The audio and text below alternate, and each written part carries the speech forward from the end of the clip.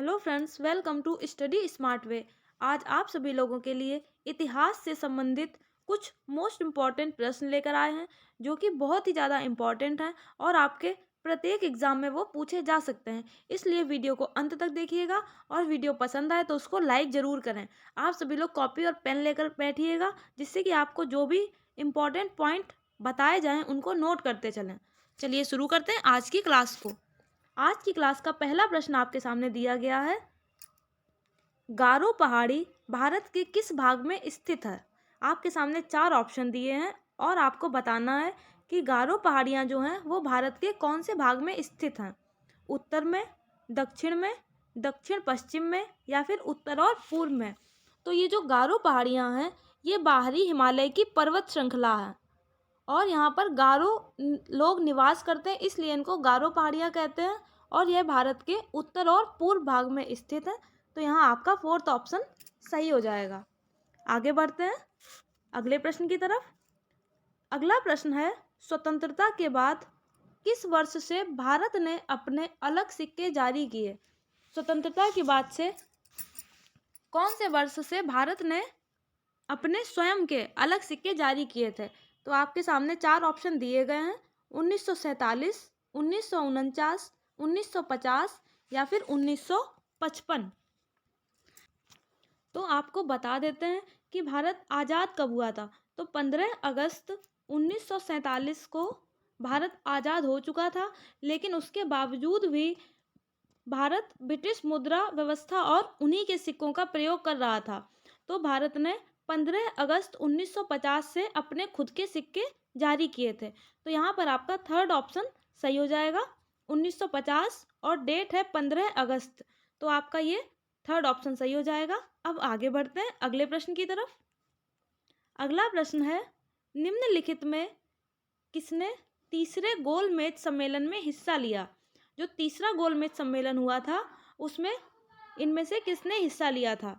तो तीसरा गोलमेज सम्मेलन कब हुआ था और कहाँ हुआ था? 17 नवंबर 1932 को हुआ था और कहाँ हुआ था? तो ये लंदन में हुआ था। तीसरा गोलमेज सम्मेलन 17 नवंबर 1932 को लंदन में हुआ था और इसमें किसने हिस्सा लिया था इस सम्मेलन में? तो यहाँ आपका इस तीसरे गोलमेज सम्मेलन में डॉक्टर भीमराव अंबेडकर और तेज बहादुर सप्रू इन दोनों लोगों ने ही हिस्सा लिया था। तो यहाँ आपके ये दोनों ही ऑप्शन सही हो जाएंगे। डॉक्टर भीमराव अंबेडकर और तेज बहादुर इन दोनों लोगों ने ही तीसरे गोलमेज सम्मेलन में हिस्सा लिया था। तो यहाँ आपका ये 2 और 3 सही हो जाएगा। भीमराव अंबेडकर और तेज बहादुर सप्रू, ये चीज़ें आप नोट कर लीजिएगा कि तीसरा गोलमेज सम्मेलन कब हुआ। तो 17 नवंबर 1932 को हुआ और कहाँ हुआ? तो ये लंदन में हुआ। अब आगे बढ़ते हैं। अगला प्रश्न, ईस्ट इंडिया कंपनी ने अपने पहले सिक्के किस मुगल शासक के नाम पर जारी किए थे? तो यहाँ प्रश्न कह रहा है कि जो ब्रिटिश कंपनी थी ईस्ट इंडिया कंपनी, उन्होंने अपने पहले सिक्के किस मुगल शासक के नाम पर जारी किए थे? तो आपके सामने चार ऑप्शन दिए गए हैं, आपको बताना है किसके नाम पर ईस्ट इंडिया कंपनी ने अपने पहले सिक्के जारी किए थे। जहांगीर, महमूद खान, फर्रुखसियार या फिर जहांदर खान। तो यहाँ आपका थर्ड ऑप्शन सही हो जाएगा, फर्रुखसियार। तो यहाँ आपका थर्ड ऑप्शन सही हो जाएगा। फर्रुखसियार ने ही ईस्ट इंडिया कंपनी ने अपने पहले सिक्के इन्हीं के शासनकाल पर इन्हीं के नाम पर जारी किए थे और इनका जो साम्राज्य था वो 1713 से लेकर 1719 तक का था। 1713 से 1719 का। और फर्रुखसियार ने ही मुगल साम्राज्य को व्यापार करने की और रहने की छूट दी थी। तो यहाँ आपका थर्ड ऑप्शन सही हो जाएगा। अब आगे बढ़ते हैं अगले प्रश्न की तरफ। अगला प्रश्न है, काकोरी ट्रेन डकैती में चंद्रशेखर आजाद का सहयोग किस महिला ने किया था? तो जो काकोरी केस था जहाँ पर ट्रेन डकैती हुई थी, तो उसमें चंद्रशेखर आजाद का सहयोग किस महिला ने किया था, ये पूछा गया है। तो ये कांड कब हुआ था? तो ये 9 अगस्त 1925 को हुआ था और कहाँ हुआ था? तो आपको नाम से पता चल जाएगा, ये लखनऊ के पास एक जगह है काकोरी, वहीं पर ट्रेन में डकैती हुई थी और इसकी पूरी रूपरेखा हिंदुस्तान रिपब्लिकन एसोसिएशन, जो कि चंद्रशेखर आज़ाद की एक संस्था थी, उसी के द्वारा की गई थी। और इसमें जिस महिला ने साथ दिया था चंद्रशेखर आज़ाद का, वो राजकुमारी गुप्ता थी। तो ये आपका फर्स्ट ऑप्शन सही हो जाएगा। इनके अलावा राम प्रसाद बिस्मिल, अशफाक उल्ला खां, ये सभी लोगों का भी बहुत महत्वपूर्ण योगदान था और यहाँ पर आपका फर्स्ट ऑप्शन सही हो जाएगा। आगे बढ़ते हैं अगले प्रश्न की तरफ। अगला प्रश्न है, गांधीज एमिसरी नामक पुस्तक के लेखक कौन हैं? गांधीज एमिसरी जो कि एक पुस्तक है और इसके लेखक कौन हैं? अरुण शौरी, अजय बोस, सुधीर घोष या फिर कुंवर सिंह? तो गांधीज एमिसरी पुस्तक के जो लेखक हैं वो सुधीर घोष हैं। यहाँ आपका थर्ड ऑप्शन सही हो जाएगा। इनको 1946 में गांधी जी ने ब्रिटिश सरकार के लिए अपना दूत बनाकर भेजा था। गांधी जी ने सुधीर घोष को अपना अनौपचारिक दूत नियुक्त किया था। तो ये आपका थर्ड ऑप्शन सही हो जाएगा। गांधीज एमिसरी पुस्तक के लेखक सुधीर घोष हैं। अब आगे बढ़ते हैं अगले प्रश्न की तरफ। अगला प्रश्न है, किस युद्ध में रॉबर्ट क्लाइव युद्ध के बंदी थे?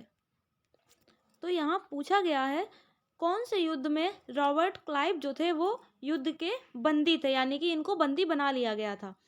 प्रथम कर्नाटक युद्ध, द्वितीय कर्नाटक युद्ध, तृतीय कर्नाटक युद्ध या फिर 7 वर्षीय युद्ध? तो जिस युद्ध में रॉबर्ट क्लाइव को बंदी बना लिया गया था वो था प्रथम कर्नाटक युद्ध। यहाँ आपका पहला ऑप्शन सही हो जाएगा। और प्रथम कर्नाटक युद्ध कब लड़ा गया? तो ये 1744 से 1748 के बीच में लड़ा गया। तो ये 1744 से 1748 के बीच में लड़ा गया प्रथम कर्नाटक युद्ध। और इस युद्ध में रॉबर्ट क्लाइव बंदी थे, लेकिन वो किसी तरह भागने में सफल रहे। तो यहाँ आपका पहला ऑप्शन सही हो जाएगा। आगे बढ़ते हैं अगले प्रश्न की तरफ। अगला प्रश्न है, भारत में पहली बार राष्ट्रीय स्तर पर असहयोग आंदोलन कब शुरू हुआ? मोस्ट इम्पॉर्टेंट प्रश्न है ये। कई बार एग्जाम में इस तरह के प्रश्न पूछ लिए जाते हैं आंदोलन से संबंधित, इसलिए इनको ध्यान से देखिएगा और इसमें आपको जो भी महत्वपूर्ण बिंदु बताए जाएं उनको जरूर नोट करिएगा। तो भारत में पहली बार राष्ट्रीय स्तर पर असहयोग आंदोलन कब शुरू हुआ? आपके सामने 4 ऑप्शन दिए गए हैं, ध्यान से देखिएगा। 1910 में, 1915 में, 1920 में या फिर 1925 में। तो राष्ट्रीय स्तर पर जो पहली बार असहयोग आंदोलन था वो 1920 में शुरू हुआ था। आपका थर्ड ऑप्शन सही हो जाएगा। और यह आंदोलन, तो इस आंदोलन की शुरुआत 1 अगस्त 1920 में हुई थी। और इस आंदोलन के शुरू होने के प्रमुख कारण क्या थे? तो वो जलियांवाला बाग कांड और रॉलेट एक्ट, यह इस आंदोलन के शुरू होने के प्रमुख कारण थे। लेकिन 1922 में चौरी चौरा की घटना के बाद से उससे आहत होकर गांधी जी ने असहयोग आंदोलन को वापस ले लिया था।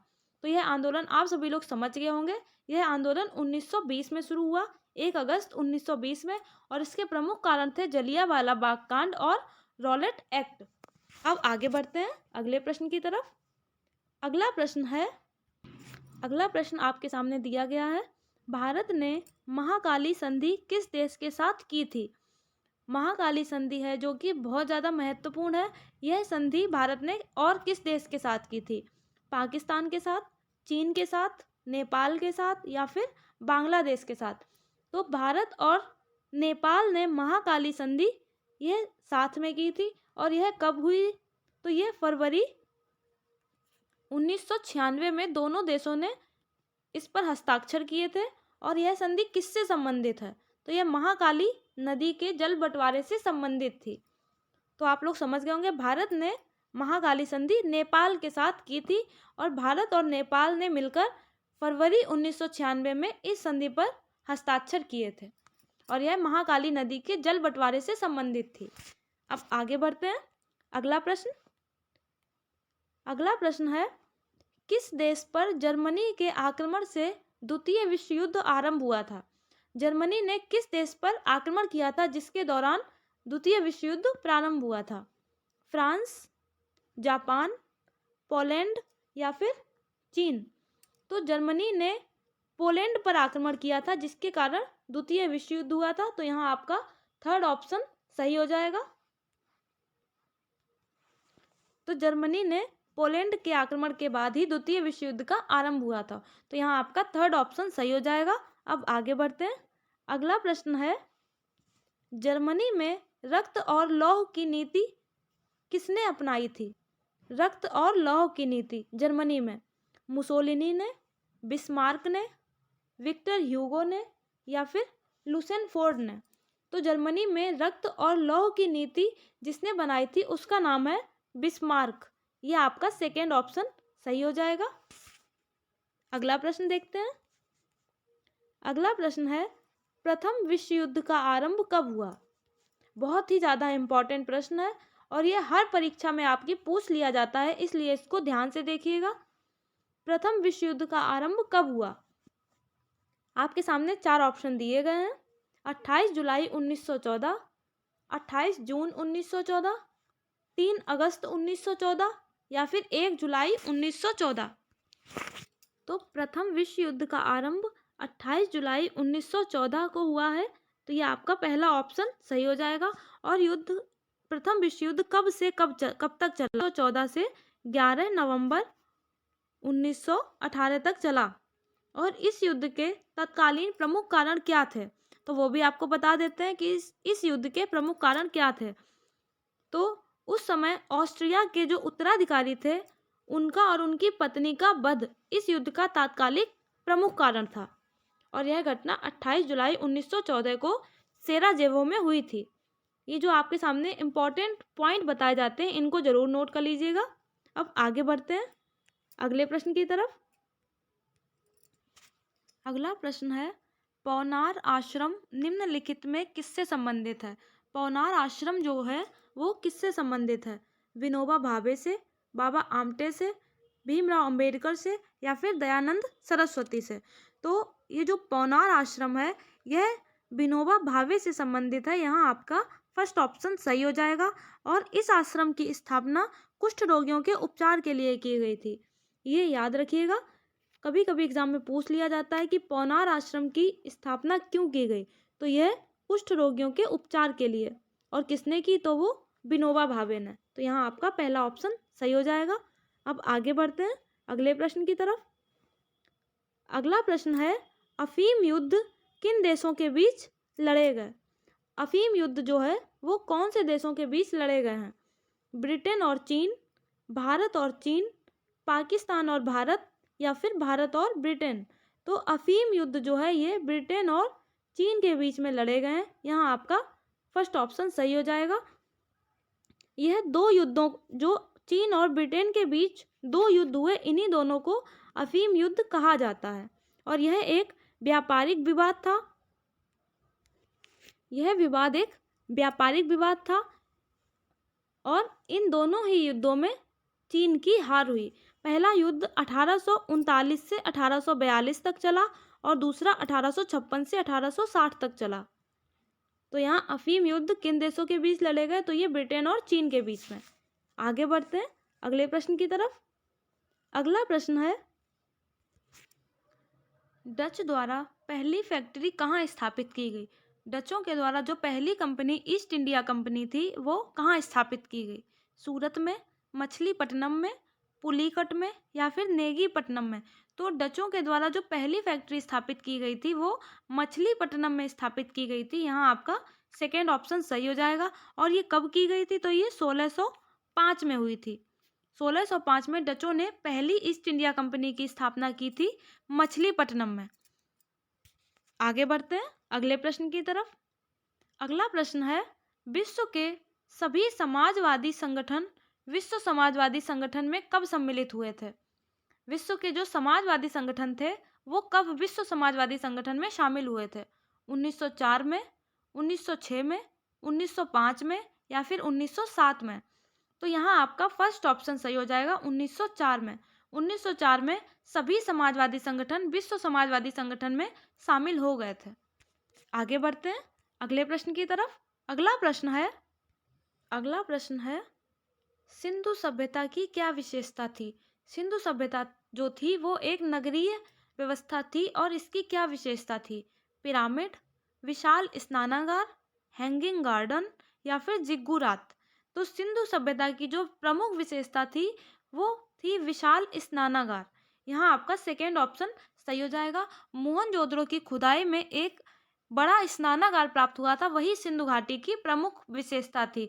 तो आपसे अगर पूछ लिया जाता है विशाल स्नानागार कहाँ मिला था, तो वो मोहनजोदड़ो में। तो ये आपका सेकेंड ऑप्शन सही हो जाता है। आगे बढ़ते हैं अगले प्रश्न की तरफ। अगला प्रश्न है, दक्षिण अफ्रीका में पहली बार लोकतांत्रिक चुनाव किस वर्ष नेल्सन मंडेला ने जीता? यहाँ पर कुछ गलत हो गया, इसलिए इसको सही कर दिया जाएगा। ये नेल्सन मंडेला है। नेल्सन मंडेला ने दक्षिण अफ्रीका में पहली बार लोकतांत्रिक चुनाव कब जीता था?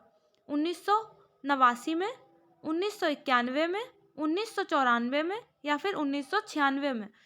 तो दक्षिण अफ्रीका में 1994 में। यहाँ आपका थर्ड ऑप्शन सही हो जाएगा। दक्षिण अफ्रीका में पहली बार जो लोकतांत्रिक चुनाव हुआ था तो वो नेल्सन मंडेला ने 1994 में उसमें जीत हासिल की थी और इन्होंने 62% वोट पाकर बहुमत के साथ अपनी सरकार बनाई थी। 10 मई 1994 को नेल्सन मंडेला अपने देश के सबसे पहले अश्वेत राष्ट्रपति बने। ये बहुत ज़्यादा इम्पोर्टेंट है, आपसे पूछ लिया जाएगा कि सबसे पहले अश्वेत राष्ट्रपति बनने वाले कौन हैं, तो वो हैं नेल्सन मंडेला।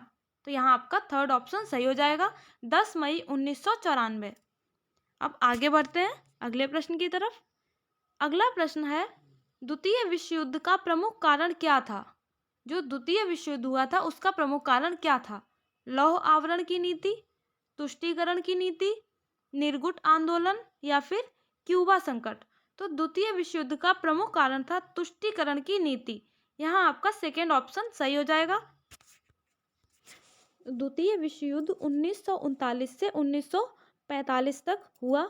और आपको बता देते हैं तुष्टीकरण की नीति क्या है। तो तुष्टीकरण की नीति होती है युद्ध से बचने के लिए आक्रामक राष्ट्रों को रियायत दे दी जाती है, वही तुष्टीकरण की नीति कहलाती है। और यह सेकेंड वर्ल्ड वॉर 1939 से 1945 तक चला।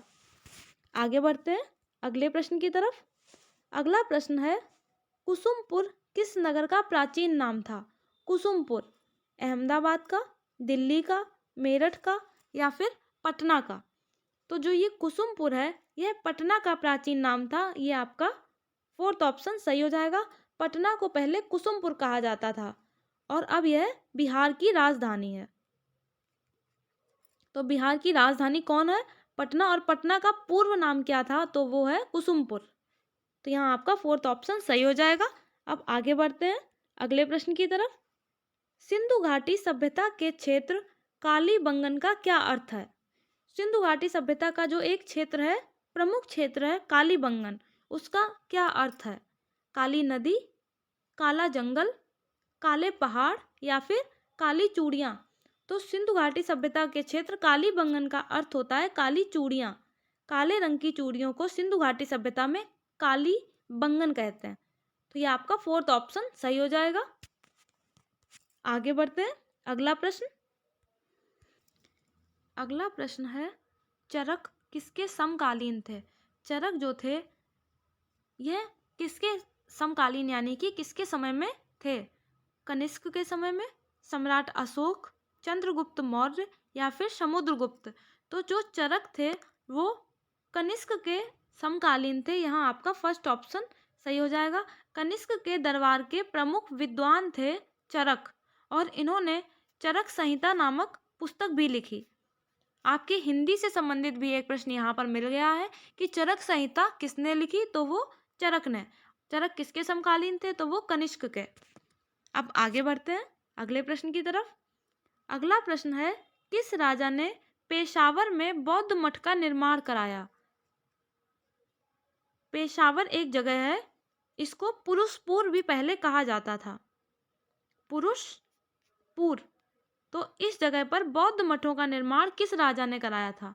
अशोक ने, कनिष्क ने, कालाशोक ने या फिर समुद्रगुप्त ने? तो फिर पेशावर में बौद्ध मठों का निर्माण कनिष्क ने कराया था। यहाँ आपका सेकेंड ऑप्शन सही हो जाएगा। कनिष्क जो राजा था वो महायान मत का अनुयायी था, यानी कि वो महायान मत को पूजता था। उसी ने पुरुषपुर या फिर पेशावर में बौद्ध मठों का निर्माण कराया था। तो यहाँ आपका सेकेंड ऑप्शन सही हो जाता है। अब आगे बढ़ते हैं अगले प्रश्न की तरफ। अगला प्रश्न है, बीजक लेख निम्न में से किस राजा से संबंधित है? बीजक लेख जो है वो किस राजा से संबंधित है? चंद्रगुप्त से, समुद्रगुप्त से, अशोक से या फिर पुलिकेशन से? तो ये बीजक लेख है, यह अशोक से संबंधित है। यहाँ आपका थर्ड ऑप्शन सही हो जाएगा। अब आपको बता देते हैं बीजक एक और भी चीज़ है, यानी कि एक पुस्तक है बीजक, जो कि कबीरदास के द्वारा लिखी गई है। कबीरदास जी ने बीजक की रचना की है और यहाँ बीजक लेख का पूछा जा रहा है, बीजक लेख किस राजा से संबंधित है? तो वो अशोक से संबंधित है। अब आगे बढ़ते हैं अगला प्रश्न। अजंता की गुफाओं के बारे में कौन सा कथन असत्य है? यहाँ अजंता की गुफाओं के बारे में असत्य कथन पूछा जा रहा है। तो देखते हैं, इन्हें 1819 में दोबारा खोजा गया। पद्मपाणी और वज्रपाणी के चित्र इन्हीं की गुफाओं में पाए जाते हैं। 1983 में यूनेस्को ने इन्हें विश्व धरोहर माना। या फिर ये हिंदू, जैन और बौद्ध धर्म से संबंधित हैं। अभी आपको पिछली क्लास में अजंता की गुफाओं से संबंधित एक बहुत ही ज़्यादा इम्पोर्टेंट प्रश्न कराया था। अगर आप सभी लोगों ने वो क्लास ली होगी तो आपने ज़रूर इसका सही उत्तर दे दिया होगा। तो ये आपका फोर्थ ऑप्शन जो है ये हिंदू, जैन और बौद्ध धर्म से संबंधित है। ये यहाँ पर गलत है, क्योंकि अजंता की गुफाएं जो हैं ये सिर्फ बौद्ध धर्म से संबंधित हैं। ये हिंदू और जैन धर्म से नहीं बल्कि सिर्फ बौद्ध धर्म से संबंधित हैं। ये आपको अभी पिछली क्लास में बताया गया था, जो पिछली जीके की क्लास थी। आप सभी लोग उसको जरूर देखिएगा, उसमें इससे संबंधित एक प्रश्न आपको कराया था और आपसे कहा था ये बहुत ही ज़्यादा इम्पोर्टेंट प्रश्न है, इसको जरूर देखिएगा। तो अब आप सभी लोग समझ गए होंगे कि बाकी के तीनों जो हैं वो सही हैं। इन्हें 1819 में दोबारा खोजा गया था, ये सही है। पद्मपाणी और वज्रपाणी के चित्र अजंता की गुफाओं में ही पाए जाते हैं और 1983 में यूनेस्को के द्वारा अजंता की गुफाओं को विश्व धरोहर के रूप में माना गया। तो यहाँ आपका फोर्थ ऑप्शन जो है ये गलत हो जाएगा। ये सिर्फ बौद्ध धर्म से संबंधित हैं। और अजंता की गुफाएं कहाँ हैं? तो ये महाराष्ट्र में है। अजंता की गुफाएं ये महाराष्ट्र में स्थित है और ये बौद्ध धर्म की प्रतीक है। तो यहाँ आपका फोर्थ ऑप्शन सही हो जाता है। अब आगे बढ़ते हैं अगले प्रश्न की तरफ। अगला प्रश्न है, इनमें से कौन विक्रमादित्य के नवरत्नों में से नहीं था?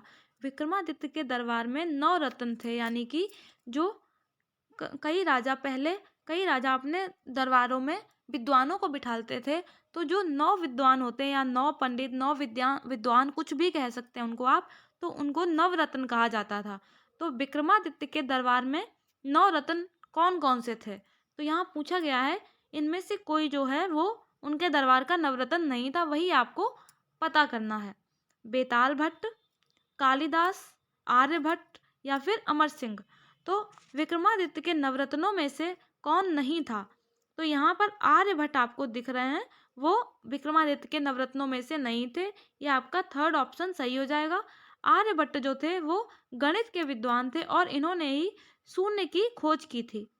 शून्य की खोज करने वाले कौन थे? तो वो आर्यभट्ट थे। अब आपको विक्रमादित्य के नवरत्नों के नाम बता देते हैं, आप सभी लोग लिख लीजिएगा। धन्वंतरी, छपड़क, शंकु, वराहमिहिर, वररुचि और घटकपर, ये सभी विक्रमादित्य के नवरत्न हैं। और यहाँ पर आर्यभट्ट उनके नवरत्नों में से नहीं थे। ये आपका थर्ड ऑप्शन यहाँ पर सही हो जाता है। अब आगे बढ़ते हैं अगले प्रश्न की तरफ। अगला प्रश्न दिया गया है, अशोक के शिलालेखों में किसका जिक्र नहीं है? आपके सामने 4 ऑप्शन दिए गए हैं और आपको बताना है कि अशोक के लेख जो होते हैं उनमें से इन किसका जिक्र नहीं किया गया है। चोल का, पल्लव का, सत्यपुत्र का या फिर चेर का? तो अशोक के शिलालेखों में पल्लव वंश का जिक्र नहीं किया गया है। यहाँ आपका सेकेंड ऑप्शन सही हो जाएगा। अब आप लोगों के मन में एक क्वेश्चन आया होगा कि क्यों नहीं किया गया, तो वो इसलिए नहीं किया गया क्योंकि जो पल्लव वंश है वो अशोक के बहुत बाद आया है। इसी के कारण अशोक के शिलालेखों में इनका किसी तरह का कोई जिक्र नहीं किया गया। तो यहाँ आपका सेकेंड ऑप्शन सही हो जाएगा। अब आगे बढ़ते हैं अगले प्रश्न की तरफ। अगला प्रश्न है, मानस खंड किसे कहा जाता है? मानस खंड। अगला प्रश्न आपके सामने दिया गया है, मानस खंड किसे कहा जाता है? किस जगह को मानस खंड के नाम से भी जाना जाता है? पंजाब को, हरियाणा को, उत्तराखंड को या फिर दिल्ली को? तो मानस खंड जो है वो कई हिंदू धर्मों में इनका जिक्र किया गया है, यानी कि उल्लेखित है ये कई हिंदू धर्मों में। तो यह उत्तराखंड को मानस खंड भी कहा जाता है। यहाँ आपका थर्ड ऑप्शन सही हो जाएगा और यह वर्तमान में कुमाऊं मंडल में है। कुमाऊं मंडल में है वर्तमान में, और यह उत्तराखंड को मानस खंड कहा जाता है। आगे बढ़ते हैं अगले प्रश्न की तरफ। अगला प्रश्न है, हर्षवर्धन की जीवनी किसने लिखी? अब आपके सामने 4 ऑप्शन दिए गए हैं। ये आपका हिंदी में भी प्रश्न पूछा जा सकता है और यह संस्कृत में भी पूछा जा सकता है। तो हर्षवर्धन की जीवनी किसने लिखी है? कालिदास ने, बाणभट्ट ने, हर्ष ने स्वयं या फिर कल्हड़ ने? तो हर्षवर्धन की जीवनी लिखी है बाणभट्ट ने। ये आपका सेकेंड ऑप्शन सही हो जाएगा। बाणभट्ट ने संस्कृत भाषा में अपना जो पहला ऐतिहासिक काव्य लिखा है उसका नाम है हर्षचरित्र। हर्षचरित इन्होंने अपना पहला ऐतिहासिक संस्कृत भाषा में काव्य लिखा है और इसी ऐतिहासिक काव्य में इन्होंने हर्षवर्धन के जीवन का पूरा चित्रण किया है कि उन्हीं के काल में चीनी यात्री हुएनसांग भी आया था, तो उन्होंने उनका पूरा विवरण दिया गया है बाणभट्ट की रचना हर्षचरित में। तो यहाँ आपका सेकेंड ऑप्शन सही हो जाता है। अब आगे बढ़ते हैं अगले प्रश्न की तरफ। अगला प्रश्न है, कोणार्क के सूर्य मंदिर को किस वंश के राजा ने बनवाया था? कोणार्क का जो सूर्य मंदिर है यह किस वंश के राजा ने बनवाया था? बहुत ही ज़्यादा इंपॉर्टेंट प्रश्न है, इससे ज़रूर एक प्रश्न आपके एग्जाम में पूछ ही लिया जाता है। तो चलिए देखते हैं किस वंश ने बनवाया था। पूर्वी गंग वंश ने, चोल वंश ने, पल्लव वंश ने या फिर चंदेलों ने? तो कोणार्क के सूर्य मंदिर को पूर्वी गंग वंश ने बनवाया था। ये आपका फर्स्ट ऑप्शन सही हो जाएगा। पूर्वी गंग वंश के राजा थे नरसिंह देव।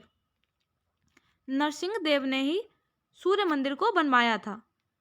और ये कब बनवाया था? तो 1250 ईस्वी में इन्होंने सूर्य मंदिर को बनवाया था। और इसका एक और नाम है ब्लैक पैगोडा। इसे ब्लैक पैगोडा भी कहा जाता है।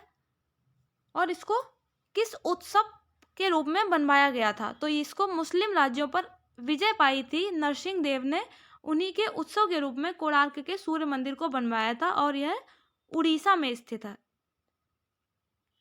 इसको ब्लैक पैगोडा के नाम से भी जाना जाता है और यह नरसिंह देव जो थे वो पूर्वी गंग वंश के राजा थे। तो आज के प्रश्नों की श्रृंखला आपकी यहाँ पर समाप्त होती है। आशा करते हैं आप सभी लोगों ने सभी प्रश्नों को अच्छे से समझा होगा और उनको नोट डाउन कर लिया होगा। तो अगर आप सभी लोगों को वीडियो पसंद आई हो तो उसको लाइक करें, ज़्यादा से ज़्यादा शेयर करें और सब्सक्राइब करना बिल्कुल भी ना भूलें। Thank you. जय हिंद, जय भारत।